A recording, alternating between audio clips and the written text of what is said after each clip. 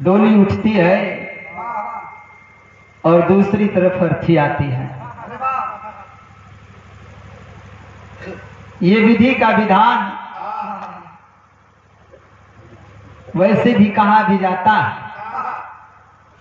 एक डोली चली एक अर्थी चली, फर्क दोनों में क्या है बता दे सखी। एक आत्मा है, दूसरा परमात्मा। एक नैहर यहाँ पे, एक वहाँ पे। कहाँ पे? वहाँ पे, वहाँ कहाँ? वो नैहर है कि सासुर है? हाँ, वो देखा ही जाता है। नैहर सासुर में अंतर ना है। सही है यार। बड़ा सुंदर और से गीत भैया के माध्यम से सुन लो। समय काफी बीत चुका है। हाँ, चूहे लगा का कोयरा सामियाना। आइए गीत आप लोगों के बीच में इधर से रख रहा हूं, लेकिन ओकरे पहले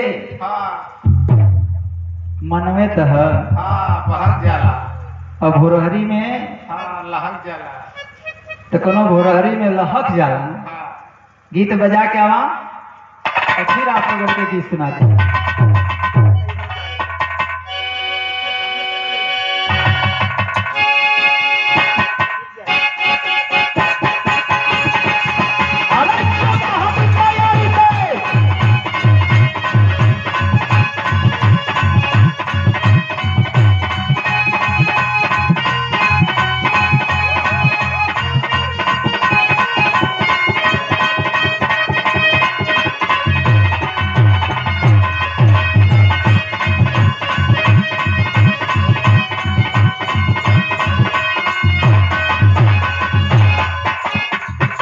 कोनो लड़की के नया नया गौना भइल हा। एक दिन बीतल, 2 दिन बीतल, हफ्ता महीना बीत गई। और जब महीना बीतल तो नैहर से लौटल करे भाई कन्या गई हा और जा करके बुच्ची के लियावा, थोड़ा सा मनसायन हो जाई और राह फेर लिहल जाई। तुरंत लड़की के भाई 4 पहिया गाड़ी मंगोले पहलवान। कितना ठंडी आसमान लगता सब हटा दे। बोलोरो लेके पहुंचल लड़की के विदा करावे के खातिर, बहन के विदा करावे खातिर। संजोग देखा कि वो समय वो लड़का ना है जोने से लड़की के ब्याह है। बाजार गई है और बाजार से यह जब तक तैयारी भई, लड़की तैयार होके चौखट पे पहुंचल, पहला कदम जो उसमें चौखट पे रख ले और तब तक मर्दा पहुंचल है। ये कैसन दुआरे बोलोरो खड़ी है। छोट का लड़का कहलो से चाचा चाची जा रही है। इतनी बात सुनने से हाथे में बोतल गिर गया। शेषन भाई दुल्हन खातिर अपन लवंग लता गुछिया लहले है। ए पंचो हाथ से गिर गई, पहुंच गई और छछा काल रोवत है। अगर तू चल जाइबू तो हम कैसे जियब? 1 महीना का प्यार में दीवाना हो गए। वो लड़का दीवाना होके रोवत है और 18 साल का माई को प्यार दुलार वो लड़का भुला गई। कैसन मेहर बसुआ हो गए हुआ। सब लोग देखत है। का देखत है? आखिरकार बहुत जिद कैले सोकरे बाद भी विदाई रुकल ना। लड़की नैहर पहुंचल, सखी सहेली खोद के मजाक कैले। का हो तोहार ससुराल कैसन है? सास ससुर कैसन हुए तोहरे? मानत है कि नहीं? के मानत है कि नहीं? तोहरे दुल्हा कैसन हुआ?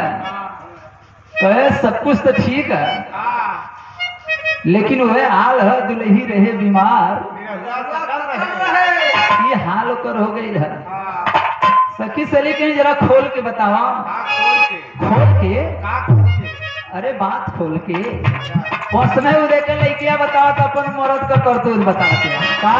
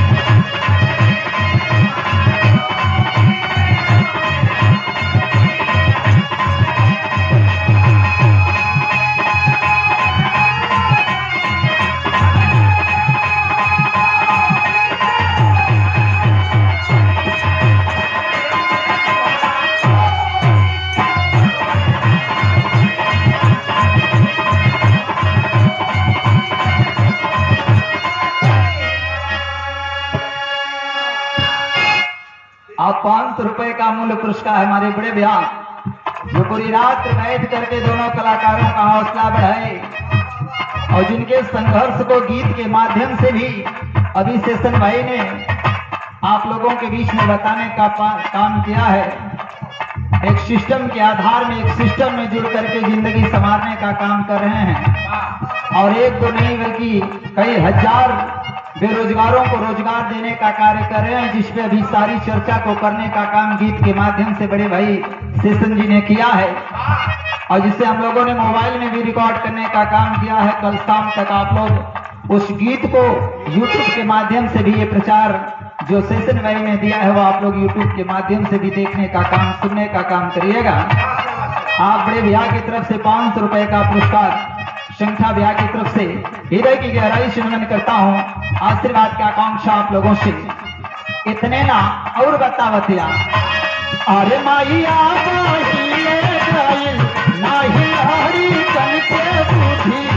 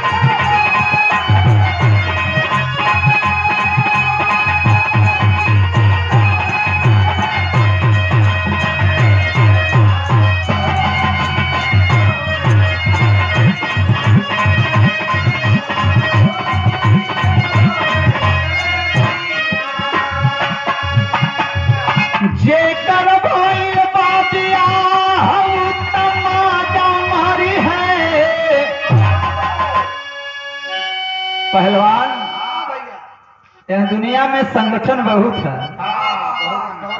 राजनीति का संगठन, जाति धर्म का संगठन, मजहब का संगठन, रणवन का संगठन। रणवन का कौन संगठन होके? पहलवान से पूछा। अध्यक्ष हो ऐसे पूछा। अध्यक्ष एक दिन ये बच्ची जो बतावत है यही संगठन के लोग माननीय श्री अध्यक्ष श्री राम यादव जी को लेकर के भवराज जी के साथ में और पहुंच गए किसके पास? प्रतिनिधित्व को करने वाले कवि जी के पास, मछली शहर के सांसद के पास।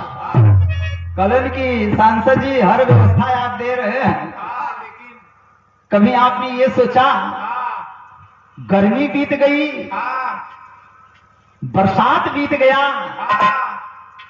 अब ठंडी आ गई, तो ये ठंडी में ही जब रणवन का टीम लेके हम घूमत ही जा, ये कैसे रही है?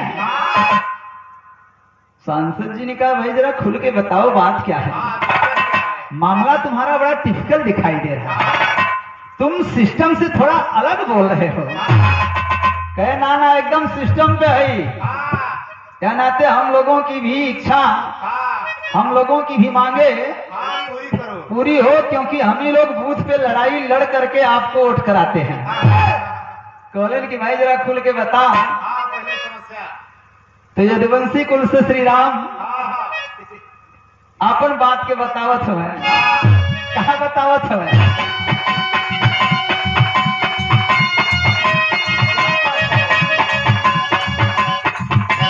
जेकर भाई बाबिया हौता माता मारी है, हई जाड़ा हमें राड़ुआ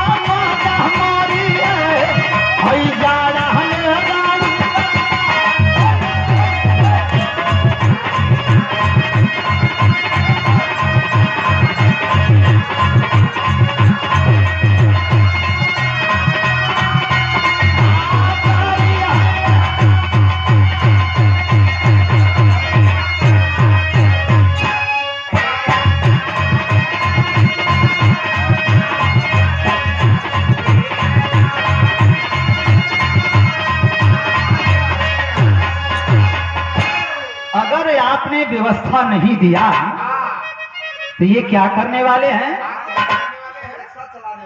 ये लोग क्या करने वाले हैं जरा उसके बारे में सोचिए, दिल दहक जाएगा आपका। क्या करने वाले हैं बता रहे हैं। केहू डाकी डरवारी के, केहू घर के खंडा,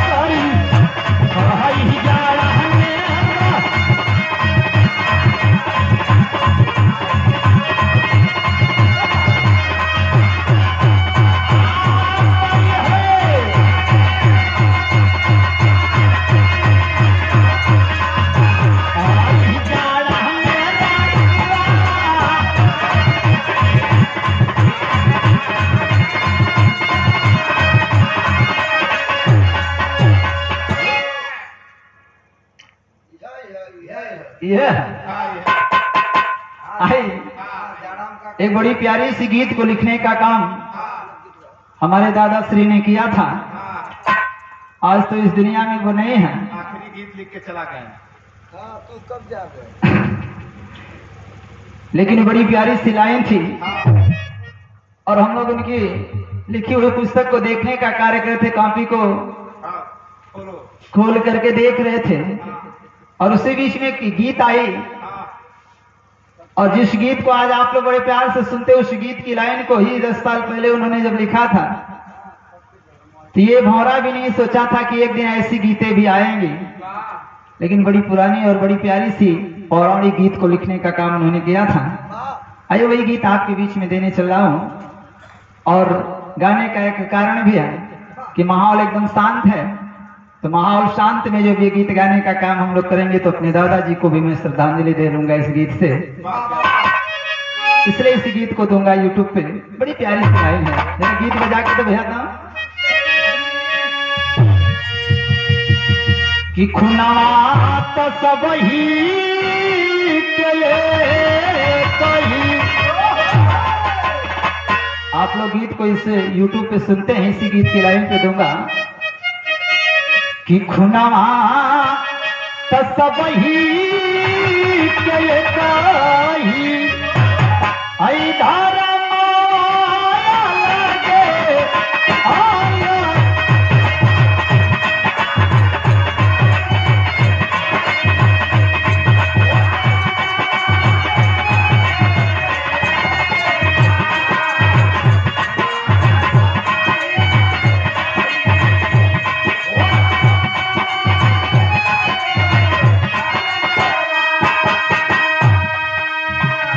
लेकिन हमारे दादा श्री स्वर्गीय विरहा जगत के बड़े ही सुंदर कलाकार बाबू मोरत जी के अखाड़े से स्वर्गीय दादा आदरणीय श्री सुखू बाबू ने इस गीत को लिखने का काम किया और बड़ी प्यारी सी लाइन दिया।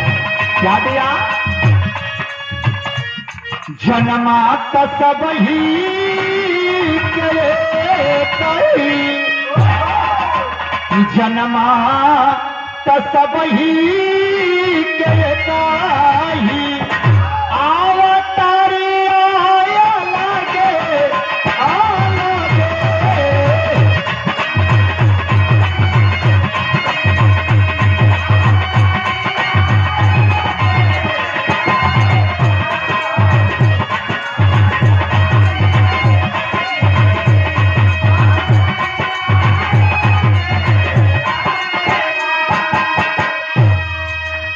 जन्म तो सब ही करे कही, लेकिन अवतरिया अलगे अलगे बा। राम ने अलग अवतार लिया, कृष्ण ने अलग लिया, इसलिए कवि ने भाव की लाइन को दिया है वेद में। कैसे? ब्रह्मा रचयिता विष्णु पालक कहा,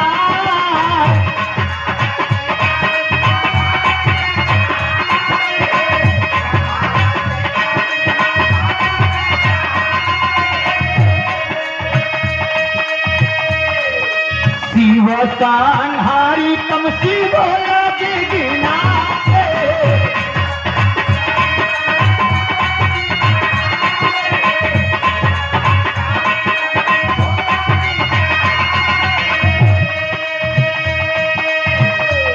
ब्रह्मा विष्णु शंकर तीनों के कार्य क्षेत्र को बांटने का काम वेद कह रहा है, इसलिए दिया है कवि लाइन। ब्रह्मा रचयिता विष्णु पालक गिनात,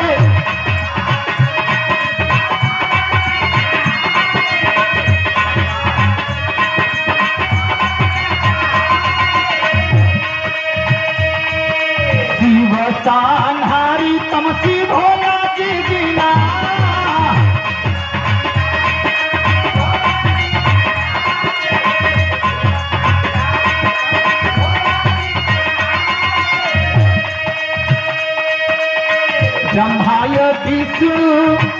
ब्रह्मा विष्णु शंकरा तये कही, ब्रह्मा विष्णु शंकरा तये कही अरहु नारी आया लगे आलगे।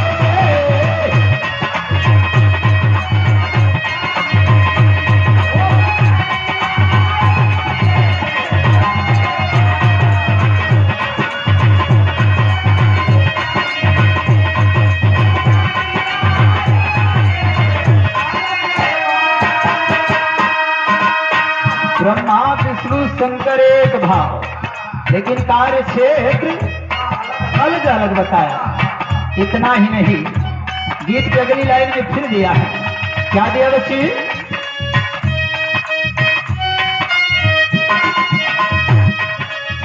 मानो महान जगत विधान बनाए,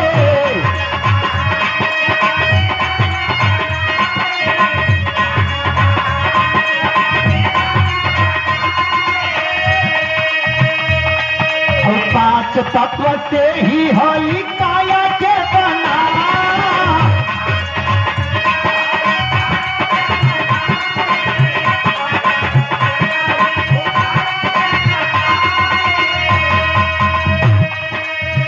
इस दुनिया में मानव को सबसे महान पदवी दी गई। 5 तत्व से जानवर भी बना, 5 तत्व से इंसान भी बना, लेकिन इंसान के अंदर वो पावर देने का काम किया कि जिसने बनाया है उसके ऊपर भी उसकी महानता का परचम अगर लहराता है तो ये 5 तत्व में इंसान को मिला है। इसलिए कवि ने भाव दिया है कि मानव महान जगत विधाता बना,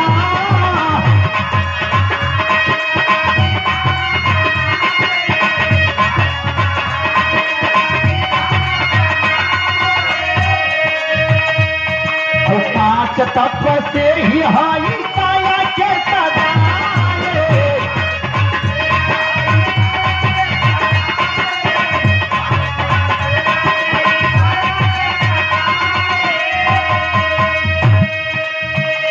देखे में मतनवा पे कई, देखे में मतनवा पे कई, आई कोठारी आया लगे लगे।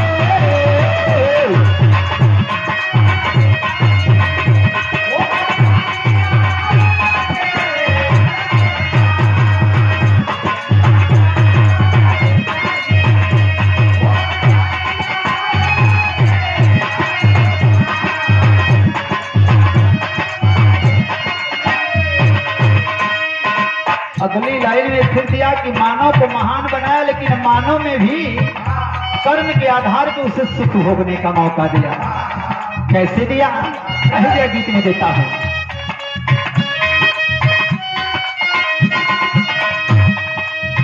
कोई माल माल कोई बना है भिखारी,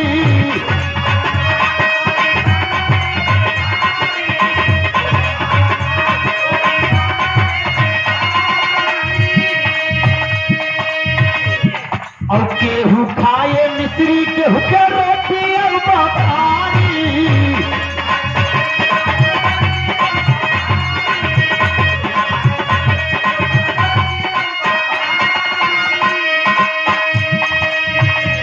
कोई मालो माल है और कोई भिखारी बनकर के जिंदगी जी रहा है। वो भी 5 तत्व से है और ये भी 5 तत्व से है। कोई मेवा मिश्री मलाई खा रहा है पहलवान, लेकिन आपकी सरकार सबको अन्न दे रही है। क्या बात है, भक्ति में भी राजनीति करता है। इसीलिए तो कहते हैं कि राम लला हम आएंगे, मंदिर वही बनाएंगे, मंदिर वही बनाएंगे, लेकिन तारीख नहीं बताएंगे। अब तो तारीख बताए, मंदिर तो बना था। बन गए। यही नहीं, ये 2 पक्ष बैठे हैं। एक तरफ भगवान को लहराने वाले लोग हैं और दूसरी तरफ भगवान को चुराने वाले लोग हैं। इसलिए आवाज दिया केहू माल माल, केहू बनल बा भिखारी।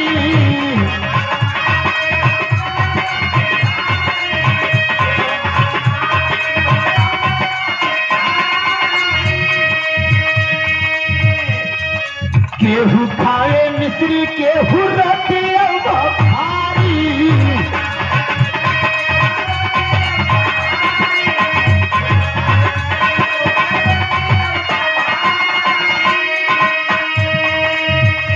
सधवा बिहनवा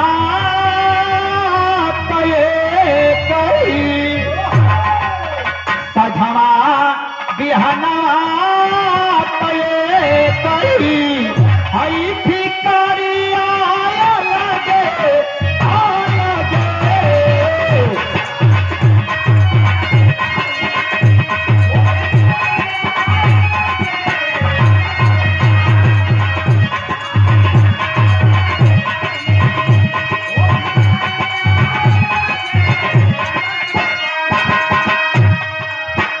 अगली लाइन में कवि ने दिया मजहब और धर्म के ऊपर, और कहा कि ये भारत की धरती पे रहने वाला हर एक इंसान भारतवासी है, और जब हर एक भारतवासी है तो हमें ये भी प्यारा है हमें वो भी प्यारा है, और हमें वो भी प्यारा वो भी प्यारा है। इसलिए हमारे दादाजी हमेशा कहते थे कि ना हमें हिंदू से मतलब, ना सिख साहबान से मतलब। जा रे बेटा, मैं तो दुनिया छोड़ के जा रहा हूं, लेकिन मेरी इस बात को गांठ बांध लेना कि ना हमें हिंदू से मतलब, ना सिख साहबान से मतलब, ना ईसाई से मतलब, ना मुसलमान से मतलब।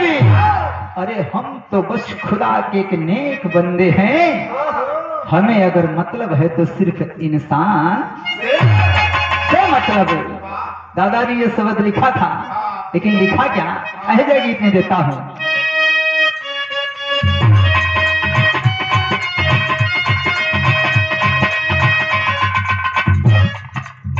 गीता कुरान दोनों एक ही समान हो,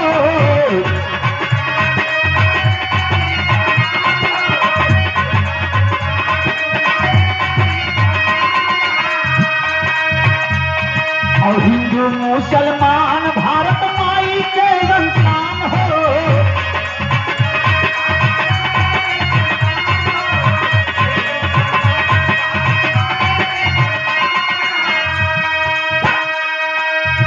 गीता कुरान दोनों एक ही समान हो,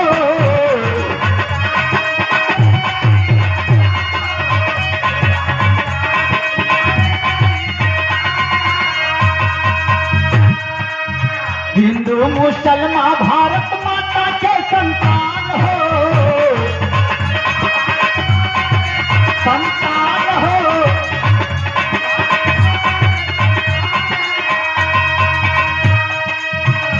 भारती है देशवा कही, भारती अरे देशवा कही, आई सारी आया लगे, आ लगे।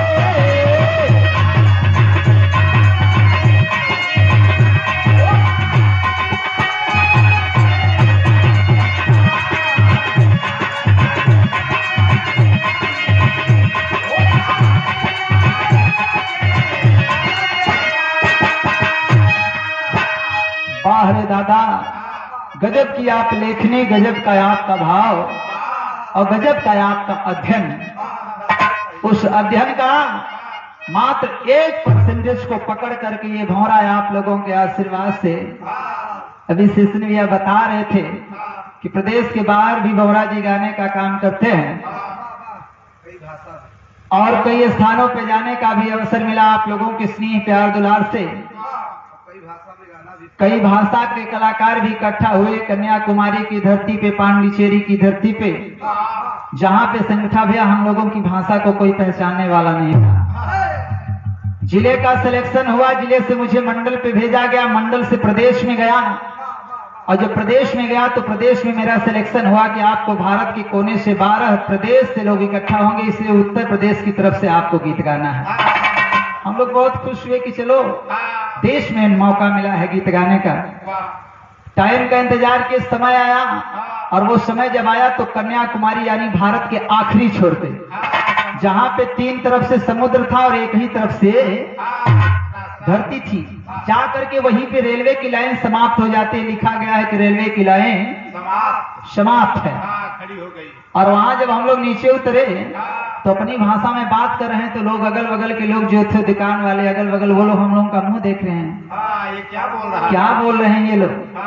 उस स्थान पे हम लोगों ने कहा कि आकर के तो लगता है हम लोग फंस गए हैं। फंस गए। लेकिन जब कार्यक्रम की शुरुआत हुई, नेशनल कार्यक्रम का जब शुरुआत हुआ, जिसमें गुजरात था, महाराष्ट्र था, मध्य प्रदेश, ऐसे 12 प्रदेश के लोग थे, तो जब हम लोगों का नंबर आया तो एक यहाँ से गाइड लेकर के हम लोग गए थे जो इंग्लिश में सारी बात को सुनता था और हम लोग को हिंदी में बताता था, कैलकुलेट करता था। तो लोगों ने कहा ये यूपी से चल के आए, तो यूपी से अगर चल के आए तो कहां से आए हैं? तो उसने कहा यूपी से चल के आए हैं, ये काशी बनारस से आए हैं। तो लोगों ने कहा मतलब उन्होंने कहा कि जहां से मोदी जी सांसद है वहां से चल के आए। तो उन लोगों ने कहा कि अपनी भाषा में कि वहां की संस्कृति, वहां की सभ्यता को ये सुनाए। तो मौका मिल गया हम लोगों को, और 11 प्रदेश के कलाकार जो आए थे वो सीडी कैसेट चिप लगा के गाना बजता था, उस पे डांस करते थे। हम लोग पहुंच गए अपना ढोलक हारमोनिया लेके, मंच पे खड़े हो गए, और जब उन लोगों ने देखा तो भक्का होके लोग सोच रहे हैं कि आखिर ये क्या लेके आ गए हैं। और जब ये साज बजी, संगठा भी आप विश्वास नहीं करेंगे, इसीलिए कहा जाता है कि संगीत का कोई जाति मजहब धर्म नहीं होता, संगीत का कोई छोर नहीं होता। और जब ये देसी भाषा हमारे आपके गांव से ढोलक हारमोनियम की जब साज हम लोगों ने बजाया, तो पांडिचेरी की धरती पे कन्याकुमारी मद्रास के लोग हम लोगों की भाषा नहीं समझ रहे थे, लेकिन ढोलक हारमोनियम के साज पे इतना नाचने का काम किए थे, शायद उतना अपने सांस्कृतिक और सभ्यता के गीत पे वो नाचने का काम नहीं किए थे। हम लोग सोच लिए कि चलो भले भाषा साला नहीं समझ में आ रहा है, लेकिन कम से कम इतना नाचे तो कुछ तो होगा। आखिर अंतगतवा 3 दिन का कार्यक्रम चला, और तीसरे दिन जब विनर की बात आई तो हम लोगों को उस स्थान पे 12 प्रदेश में यहाँ से जाके भोजपुरी की गीत को हम लोगों ने गाया था। एक होली गीत गाए थे, एक कजरी गीत गाए थे, बेलवरिया इनका दादा गावत रहे। और जब गाए थे यही 2 गीत हम लोग गाए, तो उस स्थान पे हम लोगों को दूसरा पुरस्कार मिला। और जब दूसरा पुरस्कार मिला तो दिल बहुत गदगद हुआ कि चलो कम से कम जहाँ कोई समझने वाला नहीं, अगर वहां दूसरा पुरस्कार मिला है तो जहाँ पे समझने वाले लोग होंगे तो मिलेगा ही। इसीलिए कहा भी जाता है कि इरादे अगर पक्के हैं तो मंजिल मिल जाती है, मिलती है, देर सही लेकिन दुरुस्त जरिए होता है। तो ये स्नेह प्यार दुलार अगर इस रमेश भौरा को मिला है तो कहीं न कहीं से अपने समाज के लोगों को, अपने स्वजाति समाज के लोगों ने सहयोग किया, हौसला दिया। जिस भी स्थान पे गया, जितना हमारा परिवार, हमारे अगल बगल गांव के लोग जितना इस रमेश भौरा को प्यार दुलार नहीं दिए, उससे कई गुना ज्यादा दूसरे क्षेत्र में जब गया मैं। और रही बात अभी सेशन में आप बोल रहे थे कि टाइटल लोग लगाना शुरू कर दिए, मैंने उस गीत में पहले ही कहा था कि गुरु गोविंद दो खड़े काके लागू पाए, बलिहारी गुरु आपकी गोविंद दियो। तो भगवान की भी जानकारी को देने का काम गुरु करता है। और मैंने संगीत में जिस तरह से एकलव्य ने बिना ज्ञान को लिए ही गुरु द्रोणाचार्य को अपना गुरु मान लिया था, उसी तरह से एक बार सिर्फ आवाज को सुनने के बाद इलाहाबाद की धरती के श्री बाबूलाल भौरा जी को मैंने भी अपना गुरु मान लिया था। तो मैंने ये मन के अंदर विचार बना लिया कि मैं इनसे कुछ लूं या ना लूं, लेकिन बस इतना है कि मैं चाहता हूं कि इनके नाम के साथ में मेरा भी नाम हो। और उसी दिन से मैंने समाज के बीच में भी, वैसे भी लोग जानते हैं रमेश पासी भौरा लिखता हूं, लेकिन भौरा नाम से ही लोग कहना शुरू कर दिए, प्रचलित कर दिए। और गुनगुनाना ये भौरा की आदत है, क्योंकि ये शब्द जो होता है गुनगुनाना, इस भौरा का अर्थ जो होता है, ओम का शब्द का जाप आप करना शुरू करेंगे तो जो ओम के शब्द के जाप में जो गुनगुनाहट निकलती है, उस गुनगुनाहट को रिकॉर्ड कर लीजिएगा और भौरा की गुनगुनाहट को रिकॉर्ड कर लीजिएगा। और जब दोनों का मैच करेंगे तो पता चलेगा कि दोनों का एक सम भाव होता है। तो वो भक्ति का भाव लेकर के हमने इस बात को रखा था, और ये शब्द रखा था, 1 पंथ 2 काज किया था। एक तरफ गुनगुनाऊंगा और दूसरी तरफ गुरु का भाव भी रखूंगा। इसलिए मैंने अपने स्टेटस पे भी लिखा, यही चीज लिखा कि रमेश भौरा को दुनिया में कुछ मिले या ना मिले, परमात्मा लेकिन 2 चीज जरूर दे देना। पहला, अपने गुरु की सौगात को मैं कभी ना भूलूं, और दूसरा, जिस जमीन से उठ करके यहाँ पहुंचा हूं वो अपनी औकात को कभी ना भूलूं। और इस रास्ते पे चल रहा हूँ जहाँ साइकिल से चलने की औकात नहीं थी, आज सारी व्यवस्था है। ये देन अगर है तो आप जैसे परिवार के लोगों की। इसलिए गीत की आखिरी लाइन खानदान से अपने दादा को समर्पित करता हूँ।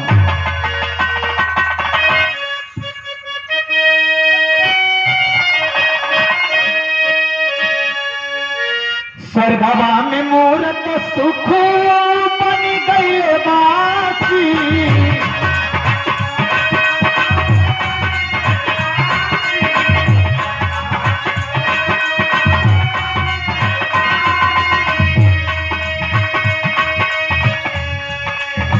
बाबा राम लक्ष्मण भंवरा ही बा,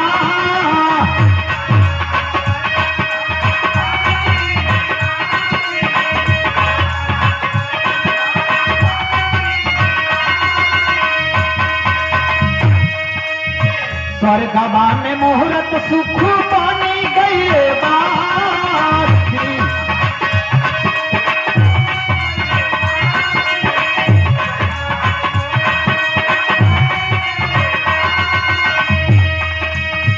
बाबा राम लक्ष्मण भंवरा ही बाकी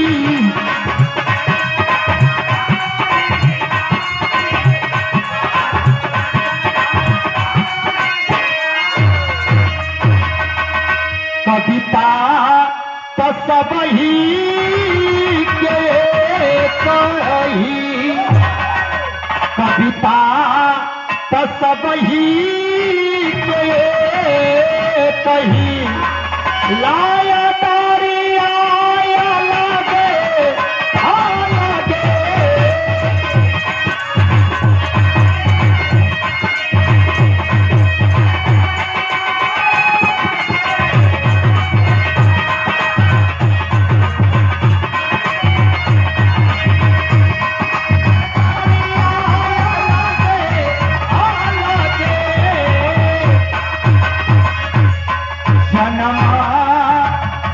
सब ही के कही लेकिन तारिया